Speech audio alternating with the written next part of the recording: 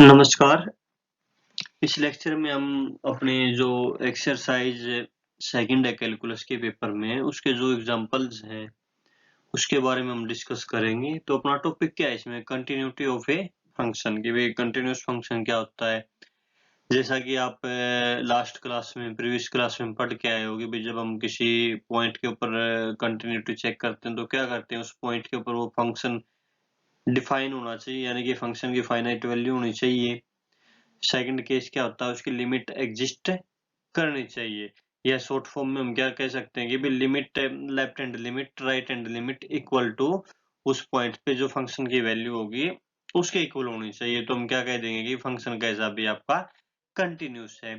या फिर यहाँ पे आपने अपसाइलन डेल्टा डेफिनेशन का यूज करके आपको वो कंटिन्यूटी प्रूव करने के लिए कहेगा, तो उसके लिए क्या है कि भी F B a function defined in the neighbourhood of a. जो ए का नेबरहुड है उसमें फंक्शन आपका एफ डिफाइन, जिसके ऊपर हम ए पॉइंट के ऊपर हम कंटिन्यूटी चेक कर रहे हैं।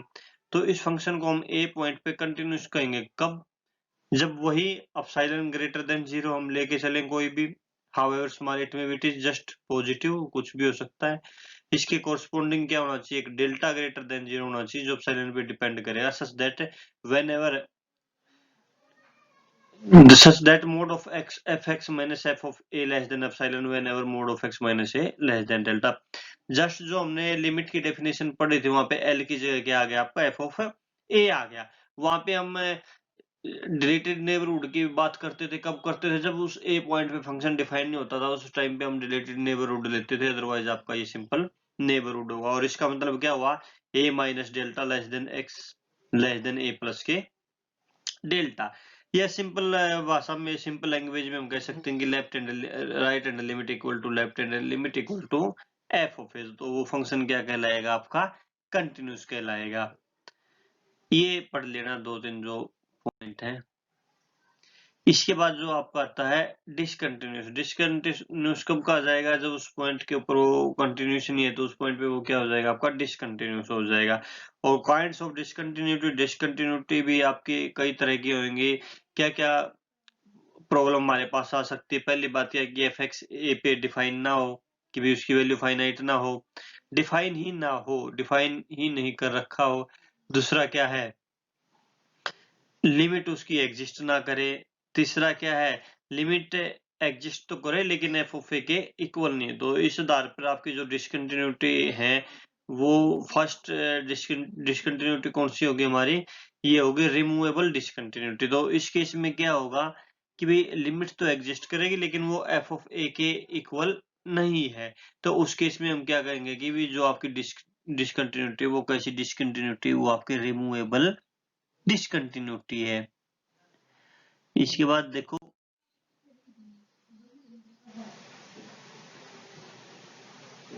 हाँ भाई, इसके बाद ये, इससे पहले डिसकंटिन्यूटी ऑफ फर्स्ट काइंड थी। डिसकंटिन्यूटी ऑफ फर्स्ट काइंड में क्या होती है कि भी लेफ्ट हैंड लिमिट और राइट हैंड लिमिट इक्वल ना हो, तो उस केस में कौन सी डिसकंटिन्यूटी हो जाएगी, वो फर्स्ट काइंड ऑफ डिसकंटिन्यूटी हो जाएगी। कि भी लेफ्ट हैंड लिमिट एग्जिस्ट करती है, राइट हैंड लिमिट एग्जिस्ट करती है, लेकिन वो दोनों इक्वल नहीं है। इसका मतलब वो कौन सी काइंड की डिसकंटिन्यूटी होगी, फर्स्ट काइंड डिसकंटिन्यूटी होगी। सेकंड काइंड डिसकंटिन्यूटी कौन सी होती है, इफ लेफ्ट हैंड लिमिट और right hand limit does not exist. भाई इनमें से एक, या तो लेफ्ट हैंड लिमिट और राइट हैंड लिमिट है, इनमें से एक लिमिट एग्जिस्ट नहीं करती, तो हम उसे क्या कहेंगे, discontinuity of second kind. Mix discontinuity कौन सी होती है, if a function has a discontinuity of second kind on one side of a and other side it may be continuous or may have discontinuity of first kind। तो इस में ये जो बातें हैं उनको ये प्रूव करता है, तो उसको हम क्या कहेंगे, मिक्स्ड डिसकंटिन्यूटी हम उसको बोलेंगे। यानी कि function has discontinuity of second kind on one side of a के एक साइड में तो कैसी डिसकंटिन्यूटी हो, सेकंड काइंड डिसकंटिन्यूटी। और सेकंड काइंड डिसकंटिन्यूटी कौन सी है, या तो लेफ्ट हैंड लिमिट या फिर राइट हैंड लिमिट उसकी एग्जिस्ट नहीं करती। और दूसरे साइड क्या है, ये कंटिन्यूस भी हो सकता है और डिसकंटिन्यूटी ऑफ फर्स्ट काइंड भी हो सकती है। तो उस केस में ये मिक्स डिसकंटिन्यूटी होगी। इनफाइनाइट डिसकंटिन्यूटी कौन सी होती है? जिसमें इनफाइनाइट वैल्यू आ जाए, जैसे आपकी राइट हैंड लिमिट हो या फिर लेफ्ट हैंड लिमिट हो इनफाइनाइट लार्ज, यानी कि इनफाइनाइट इन्फिनिटी आ जाए, उस केस में हम क्या कहेंगे? इनफाइनाइट डिसकंटिन्यूटी हम उसको बोल लेंगे। जैसे ये एग्जांपल है भाई, जब x is not equal to 0 तो ये दे दिया मोड ऑफ x ओवर में x, और जब x इज इक्वल टू 0 तो ये हमारा 1 दे दिया।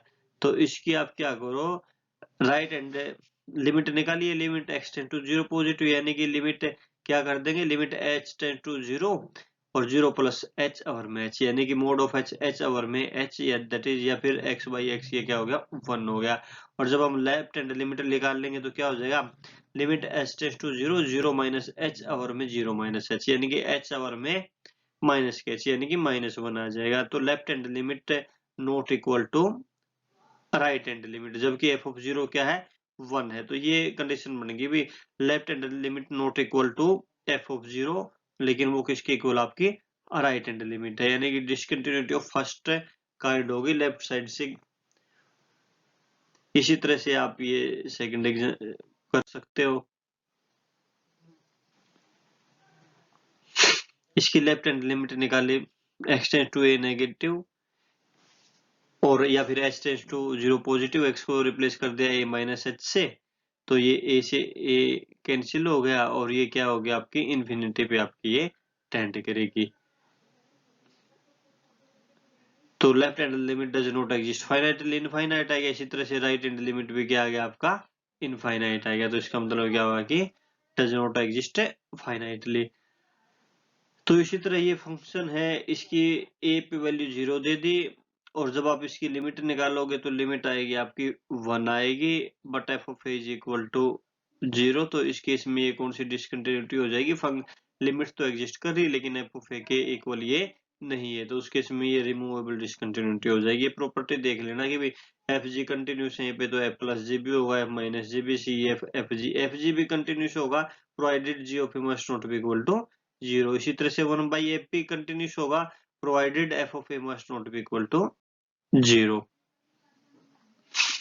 ये देख लेना रिजल्ट, एक साथ साथ ये प्रॉपर्टी भी देख लेना कि भाई अगर f आपका a पॉइंट पे कंटिन्यूस है तो उसका मोड भी हमेशा क्या होगा, कंटिन्यूस होगा। जैसे ये मान के चल पड़े a पे कंटिन्यूस एप्सिलॉन ग्रेटर देन 0, तो ये आ गई ना कंडीशन, fx माइनस fa का mode less than epsilon whenever mode of x minus a less than delta है। अब ये लेके चल पड़ो, आपको मोड लेके चलना है, तो ये किससे, इससे लेस देन है, और ये किससे लेस देन ऑलरेडी एप्सिलॉन से। कब है, जब ये कंडीशन हो, तो मोड ऑफ f भी क्या होगा, आपका कंटिन्यूस फंक्शन हो गया। तो इसी तरह से आप देख सकते हो कि भाई इसकी जो राइट हैंड लिमिट है वो 1 है, और जो लेफ्ट हैंड लिमिट है 0 पे वो कितनी है, -1 है। तो ये इक्वल है ही नहीं, इसका मतलब क्या होगा कि फंक्शन कंटिन्यूस नहीं है। ये आपको प्रूव करना है कि mod of x is continuous for x greater than equal to 0। तो पहले केस में a नंबर ले लिया x ग्रेटर देन 0, तो mod of x minus mod of a लेके चल पड़े, root x minus root a, इसका रेशनलाइजेशन कर दिया, और ये क्या आ गया, root of x minus a।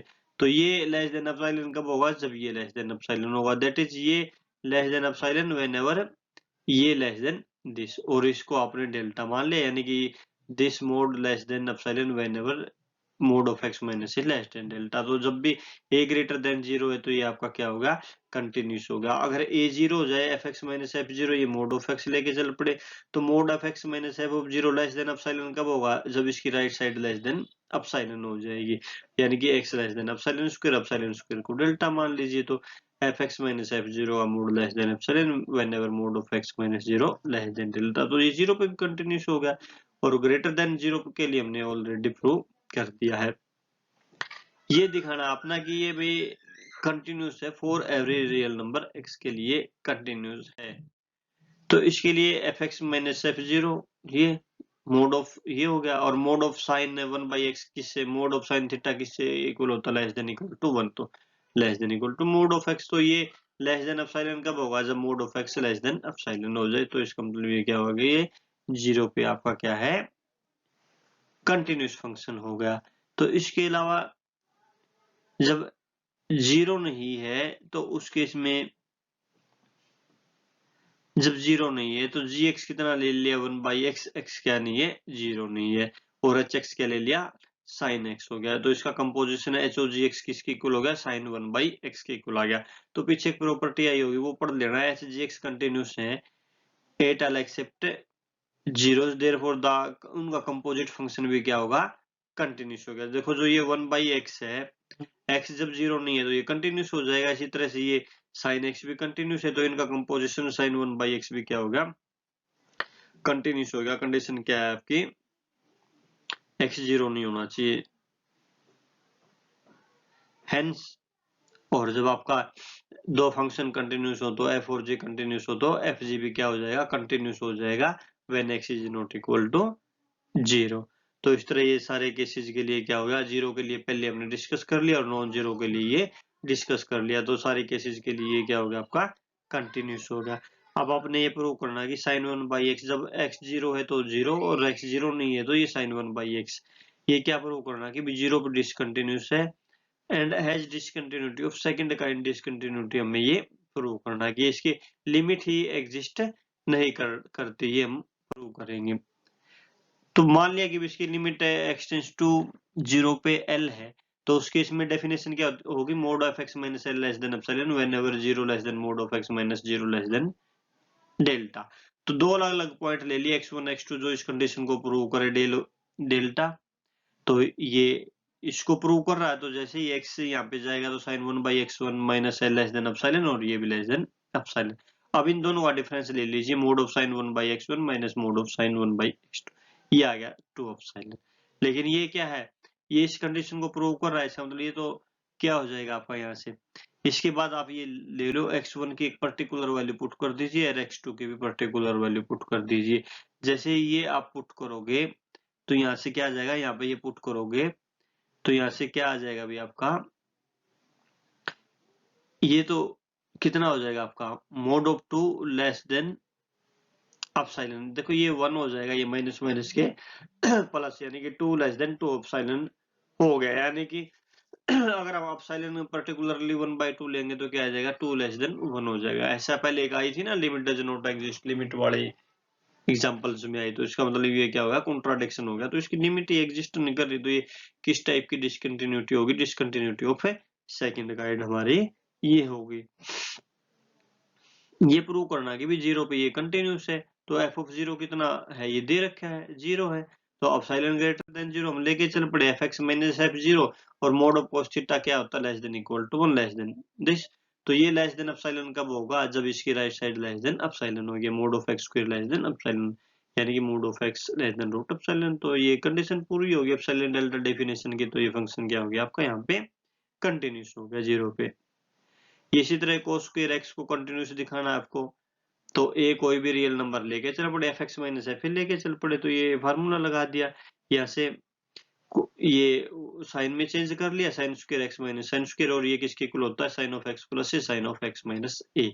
और यहाँ से आपने एक्स माइनस ए की फॉर्म में लेके आना, तो mod of sine x plus a किससे हो गया, लेस देन इक्वल टू 1। और ये आखिरी में मोड ऑफ साइन थीटा किससे इक्वल होता है, और ये मोड ऑफ साइन एक्स किससे लेस देन इक्वल टू होता है, मोड ऑफ एक्स। इसके लिए तो ये लगा दिया mode of sine theta less than equal to 1, और इसके लिए ये लगा दिया mode of sine x less than equal to x mod of x. यही हमें लेके आना था। तो इस तरह से हम एप्सिलॉन लेके चल पड़े, एक डेल्टा नेबरहुड मिल गया, एक्स ए का डेल्टा नेबरहुड मिल गया, जिसमें से हम कोई भी पॉइंट उठाए ये लेस देन एप्सिलॉन है। तो इस तरह से ये आपका कंटिन्यूस फंक्शन हमारा हो गया।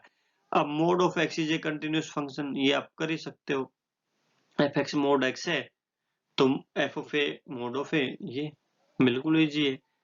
अब आपको ये 1 माइनस कोस एक्स और x square f of zero पे 1/2 है, अदरवाइज एक्स जीरो नहीं है तो ये है। तो जस्ट इसने बोला नहीं एप्सिलॉन डेल्टा डेफिनेशन का यूज करना, इसलिए आप सिर्फ क्या कर दोगे, यहाँ से आप लेफ्ट हैंड लिमिट निकालिए, लिमिट ही निकाल दीजिए इसकी। आप लिमिट निकालोगे तो ये कितनी आ गई 1/2, तो इसका मतलब ये क्या होगा, कंटिन्यूस हमारा हो गया।